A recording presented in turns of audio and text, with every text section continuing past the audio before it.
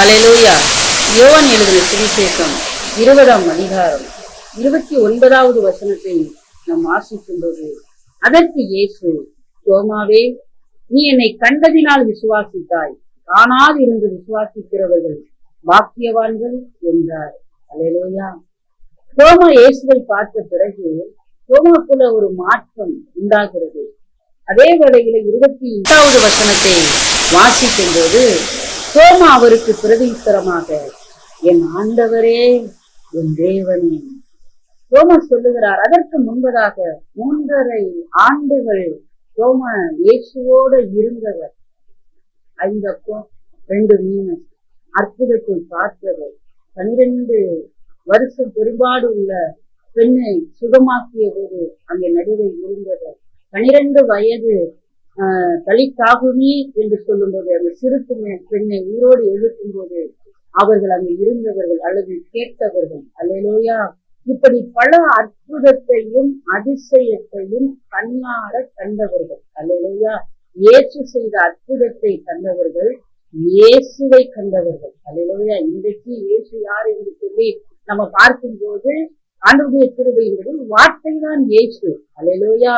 அந்த வார்த்தையாகி இயேசுவை இன்றைக்கு நாம் கண்டு கழித்து அல்லது நம்பி அற்புதத்தை அதிசயத்தை நாம் பெற்றுக் கொள்ளுகிறோம், உணர்வு அடைகிறோம். நம்முடைய ஆண்டவருடைய கிருபை என்பது ஆவிக்குரிய வாழ்க்கையில ஒரு முன்னேற்றம் அடைகிறது. ஆனால் தோமா அப்படிப்பட்டவர் அல்ல. 3.5 ஆண்டு இயேசுவோட கூட இருந்தவர். ஆனால் மற்ற சீடர்கள் அவரிடத்துல சொல்லும் போது, நாங்கள் இயேசுவை பார்த்தோம், இயேசு வந்தார் என்று சொல்லும் போது நீங்கள் கிடைக்குகிறீர்கள் என்று சொல்லி சீடர்களுடைய வார்த்தையை நம்பவே இல்லை.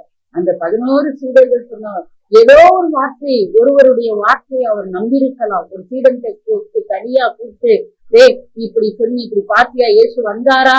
ஆமாண்டா அப்படின்னு சொல்லி கேட்கும் போது அவர் நம்பியிருக்க வேண்டும். ஆனால் அவர் நம்பாமல் இங்க என்ன நடக்கிறதுன்னா, என்ன சொல்றாரு, என் விரலை விடுத்து என் கையை விடுத்து விழாவில் போட்டால் இல்லை.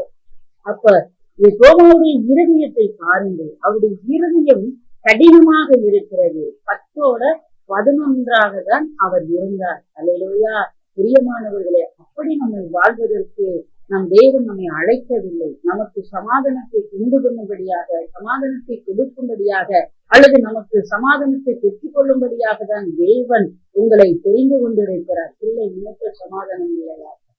கணவன் நிமித்த சமாதானம் இல்லையா? மனைவி நிமித்தம் சமாதானம் இல்லையா? வேலையின் நிமித்தம் சமாதானம் இல்லையா? உங்களுக்கு சமாதானத்தை கொடுக்கத்தான் என் தேவன் இன்றைக்கு பேசிக் கொண்டிருக்கிறார். கடந்த நாட்களை கழித்து விடுங்கள். கடந்த நாட்களை பற்றி இனி பேச வேண்டாம், அதை மறந்து விடுங்கள். புதிதாக ஒரு அனுபவத்தை நாம் பெற்றுக் கொள்வோம். மறந்து போய் விடுங்கள். பழையவைகள் எல்லாம் ஒளியேற்றும், எல்லாம் புதிதாக மாறட்டும். இந்த இருதயம் இன்றைக்கு இந்த சத்தியத்தை கேட்கிறீர்கள் அல்லவா? பிரியமானவர்களே, பிரியமானவர்களே, தேவன் உங்களை பார்த்து சொல்லுகிறார், உங்களை பார்த்து சொல்லுகிறார். பிரியமானவர்கள் என்று தேவன் உங்களை பார்த்து சொல்லுகிறார். உங்களுக்கு சமாதானத்தை கொடுக்கும்படியாக தேவன் விரும்புகிறார். அல்லேலூயா. உங்களுக்கு சமாதானம். அதனால்தான் தேவன் சொல்லுகிறார். 29வது வசனத்தை மீண்டும் ஒரு முறை நாம் வாசித்தோம். அதற்கு இயேசு, தோமாவே, என்னை கண்டதினால் விசுவாசிக்கிறாய். அல்லேலூயா.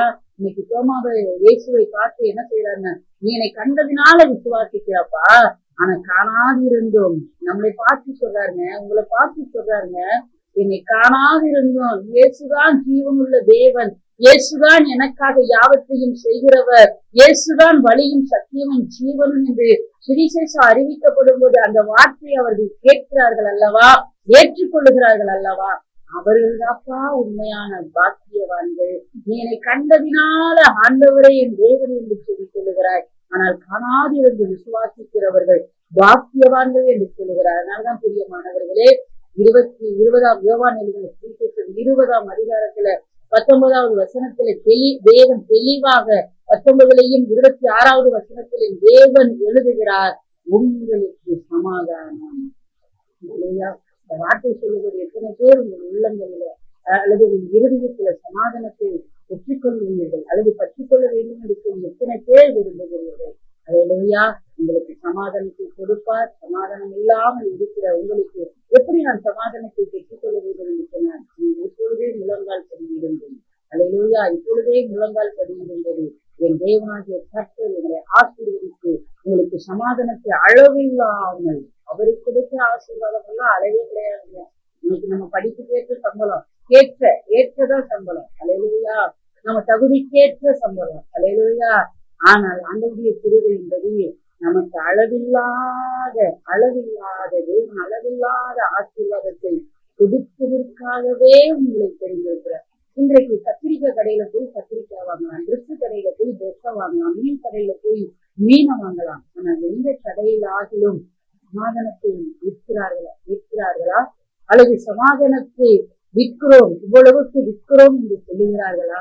அது எவ்வளவு பெரிய கடை என்று சொன்னாலும், எவ்வளவு பெரிய பணக்காரர் இன்றைக்கு அவர்களிடத்துல நம்ம போய் சேர்க்கிறோமானால் நமக்கு சமாதானமே இல்லை. ஆனா அவர்களிடத்தில் பொண்ணும் வெள்ளியும் வைடூரியம் நிறையாக எக்கச்சக்கமாக இருக்கும். ஆனால் அவர்களிடத்தில் நம்ம கேட்டோம்னா சமாதானம் இல்லை என்று சொல்றார். இந்த சமாதானத்தை பெற்றுக் கொள்ளும்படியாக தேவனிடத்தில் வாருங்கள். கர்த்தராகிய தேவன் உங்களை ஆசீர்வதிப்பாராக. ஜெபிப்போம். ஆமென்.